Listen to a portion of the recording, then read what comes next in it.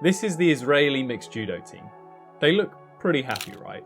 That's them celebrating a bronze medal at the Olympic Games. And this is Daryl Nater finding out she's reached the final of the women's 100 meters.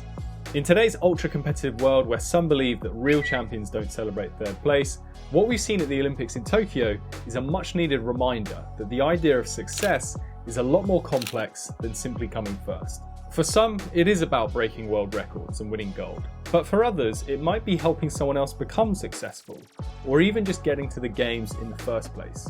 So after watching 2 weeks of inspirational moments, what can we all take away from the superheroes that are Olympians? Well, it's simple, that you should define success for yourself. Now, as much as that's cliche, it's also true. So let's get very specific as to how you can actually do this. And there's two very basic things that Olympians do that you can apply to your own life when you're finding and striving towards your definition of success. Look, we all do it. We get that envy when going on social media and seeing how everyone else is more attractive than us, more wealthy than us, and more successful than us. The guy in his early 20s making racks, eating at a Michelin-star restaurant, and he's got Range Rover Sport.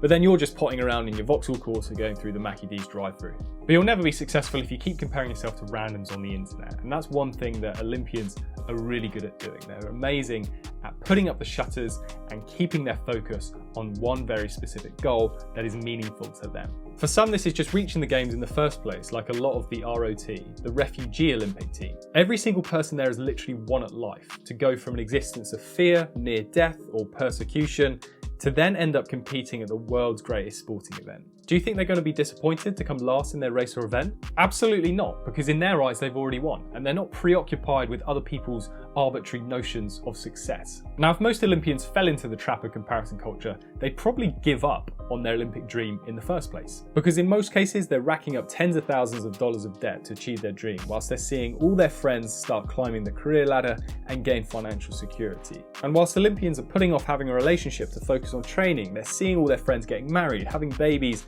and showing off their perfect little happy family life. So it takes an immense level of resolve to completely detach from that and come to the realization that comparison is the thief of all joy.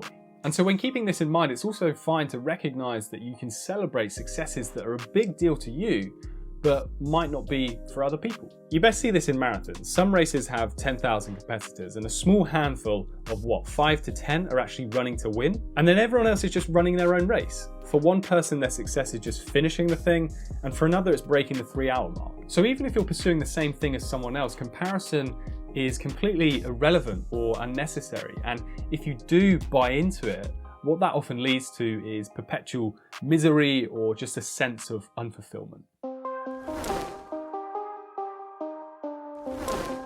There's this great theory called the mundanity of excellence, which was discovered by Dan Chambliss when he was studying swimmers of all standards. And what he found was that the very best didn't have any secret source to their success. Instead, what made them so good was just an amalgamation and a compounding of very small things that they did on a daily basis for years and years and years. Things like doing your drills and training each day, getting your 8 hours of sleep a night, eating clean the vast majority of time, and taking regular feedback on board from coaches. Success for most Olympians is just about doing simple things every day. It's more about routine and habits rather than outcomes. And I've spoken about this on the channel quite a lot before because it's true. If you focus on the process, then usually the outcomes will just take care of themselves. And yes, it's nice to have an end goal, finishing line, even an accolade for what you've accomplished. But success is actually a habit. And again, as cliche as this sounds and is, it's just about showing up, doing your work to the best of your ability and repeating that day in, day out. Most Olympians would define themselves as successful if they know that they've done absolutely everything to put themselves in the best shape possible to perform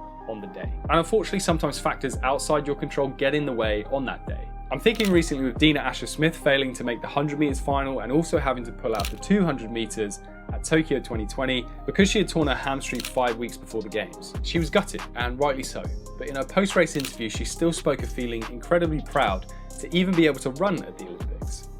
That for her was still a success because on paper it looked near on impossible just a few weeks prior, and she only had 1 week of training before the Olympics after basically a month off from injury.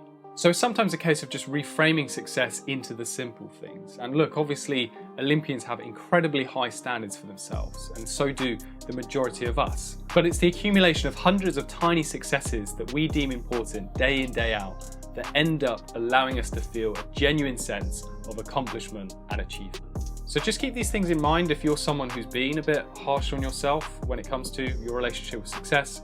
There's a lot we can learn from Olympians, and it's not all what you see at face value. So take that on board, and I'll see you in the next video.